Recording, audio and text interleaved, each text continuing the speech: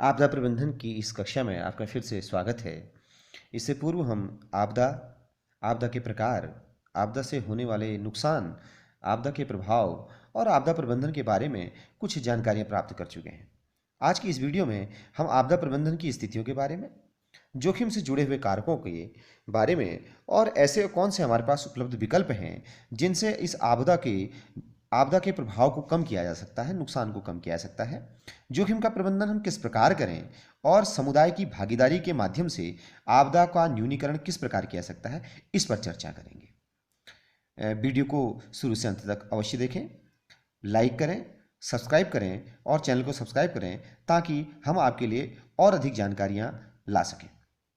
तो बात शुरू करते हैं आपदा प्रबंधन की।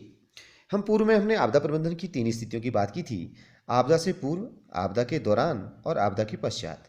ये 3 स्थितियां जिसमें हम आपदा से पूर्व में तैयारियां करते हैं, जन जागरूकता करते हैं, न्यूनीकरण करते हैं, और जब आपदा घटित हो जाती है तो उस दौरान खोज एवं बचाव कार्य मुख्यतः होते हैं, राहत और सहायता पहुंचाना लक्ष्य होता है। और जब आपदा के पश्चात जब राहत और सहायता कर चुके होते हैं तो राहत और सहायता को जारी रखते हैं, पुनः प्राप्ति और पुनर्वास और साथ ही फिर से विकास के रास्ते पर चल पड़ने के लिए हम विभिन्न कदम उठाते हैं। ये तो होती है हमारी आपदा की स्थितियां। अब आपदा के अगर हम देखें तो आपदा में प्रबंधन से जुड़े हुए बहुत सारे कारक होते हैं। आपदा की कुछ विपत्तियों की साझी विशेषताएं होती हैं जो जोखिम में कमी करने के लिए एक दृष्टिकोण की मांग करती हैं। कुछ समस्याएं क्षेत्रीय होती हैं, तो इसके लिए हमें इनके समन के लिए हमें अलग अलग रणनीतियों की आवश्यकता होती है।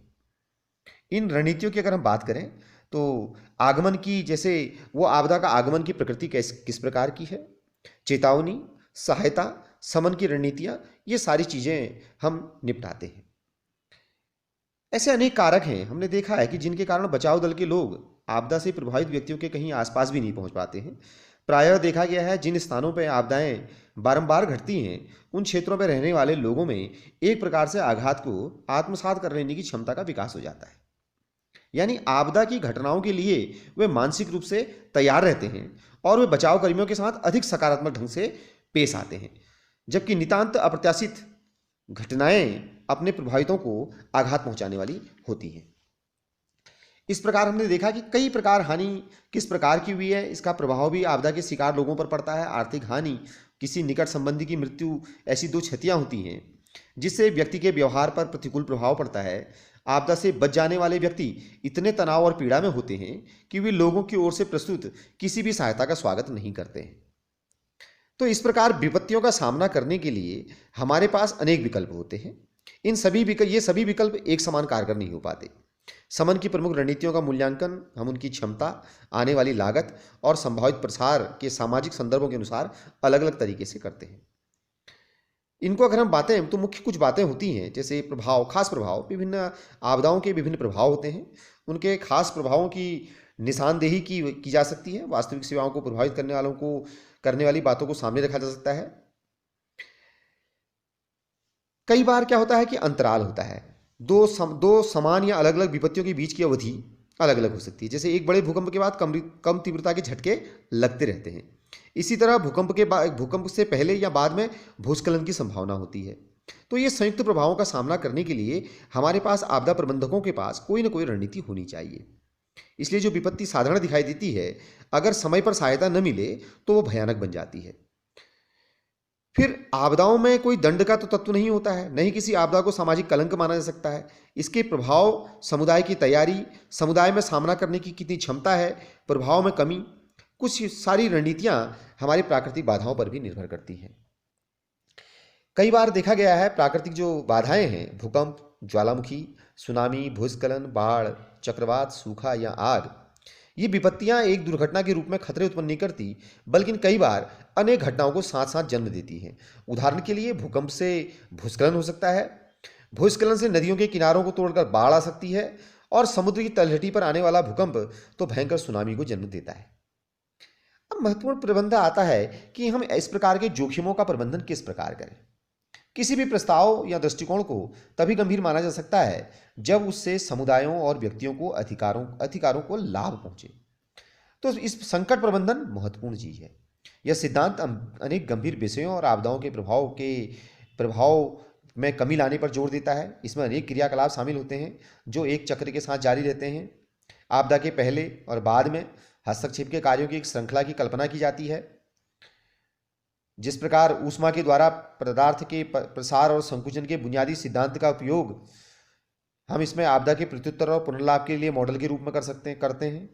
सैद्धांतिक रूप से यह प्रोत्साहन पर आधारित होता है। रोकथाम, समन और तैयारी का इसमें उपयोग किया जाता है। जैसा कि चित्र में दिखाया गया है, इसमें हम चित्र में देख रहे हैं कि आपदा के बाद के कार्यों में राहत और प्रत्युत्तर, पुनर्लाभ, पुनर्निर्माण और पुनर्वास के उपायों का प्रयोग किया जाता है। महत्वपूर्ण चीज यह है कि मनुष्य की बढ़ती हुई जनसंख्या के कारण हमारे संसाधनों का अत्यधिक शोषण हुआ है।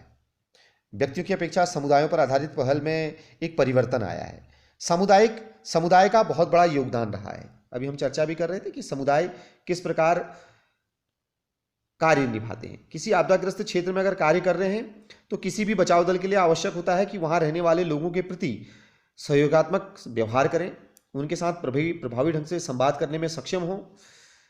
वैसे बचाव कर्मियों के लिए यह बड़ा अत्यधिक कठिन काम होता है, क्योंकि प्रभावित लोग जो होते हैं अत्यधिक तनाव और अवसाद से ग्रस्त होते हैं। फिर भी कुछ उपाय हैं जिनकी मदद से सकारात्मक व्यवहारिक अनुक्रिया को सुनिश्चित किया जा सकता है।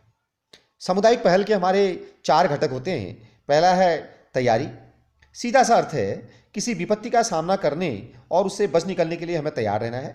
समुदाय पर आधारित पहल में क्षमता वृद्धि के द्वारा सदस्यों को आपदा का सामना करने के योग्य बनाया जाता है। इसलिए आपदा के आने से पहले ही कुछ विशेष उपाय किए जाते हैं। फिर होता है राहत और प्रत्युत्तर। समुदाय पर राहत और प्रत्युत्तर की नाजुक और संगीन भूमिका होती है, क्योंकि सबसे पहले आपदाग्रस्त क्षेत्र में या आपदा से प्रभावित लोगों के पास समुदाय पहुंचता है।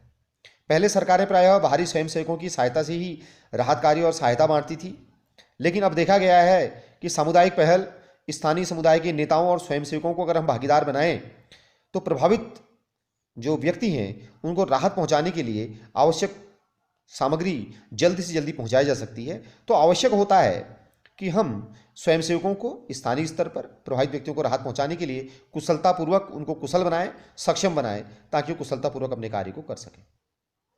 अगला चरण आता है पुनर्लाभ, पुनर्वास और पुनर्निर्माण का।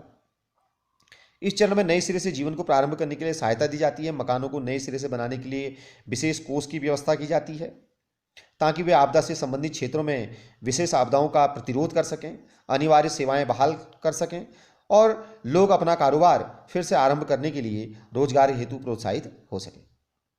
अंतिम चरण में अगर हम बात करें निवारण और शमन की, तो इसमें संभावित आपदाओं की जोखिम कम करने के लिए ऐसी तकनीकें अपनाई जाती हैं जो पर्यावरण की दृष्टि से उचित हों, समुदाय की जागरूकता हेतु सहायक हों। तो ये सारी चीज़ें हमारे इस आपदा प्रबंधन में बहुत महत्वपूर्ण कार्य निभाती हैं। देश में हम अगर देखें, आपदा से शिकार या प्रभावित व्यक्तियों को एकदम से उम्मीद नहीं छोड़नी चाहिए, बल्कि अपनी समस्याओं को और अधिक आशावादी होकर देखना चाहिए। प्रायः यह देखा गया है कि प्रभावित लोग गैर सरकारी संगठनों तथा अन्य सरकारी अभिकरणों से अपेक्षा रखते हैं कि उन्हें जो भी कुछ नुकसान हुआ है संगठन उन सबकी भरपाई कर दे, जो सामान्य तौर पर संभव नहीं होता है। लोगों को चाहिए कि वे सामान्य जीवन तथा काम पर जितनी जल्दी हो सके लौटने की प्रवृत्ति बनाएं। और हमारे साथ ही आपदा प्रबंधन में यह दायित्व है कि हम इस आपदा प्रबंधन के माध्यम से जो प्रभावित लोग हैं उनके लिए विशेष प्रकार के प्रशिक्षण और आपदा से होने वाले जो उनको नुकसान हुआ है उसके बारे में जल्द से जल्द आकलन कर विकास के पटरी पर कैसे फिर हम दौड़ सकें, इसके बारे में चर्चा करें और हम उसके बाद को अपने को क्रियान्वयन करें, ताकि आपदाओं की रोकथाम और संभावित क्षति को न्यून करने के हर संभव उपाय किए जा सकें। तो ये था हमारा आज का आपदा प्रबंधन के बारे में कुछ सूक्ष्म जानकारियाँ। अगले चरणों में हम आपदा के बारे में विभिन्न आपदाओं से होने वाले नुकसान और आपदाओं के होने वाले प्रभाव के बारे में चर्चा करेंगे। आपको ये वीडियो कैसा लगा इसके बारे में अवश्य बताएं और अपने दोस्तों के साथ शेयर करें, लाइक करें। धन्यवाद।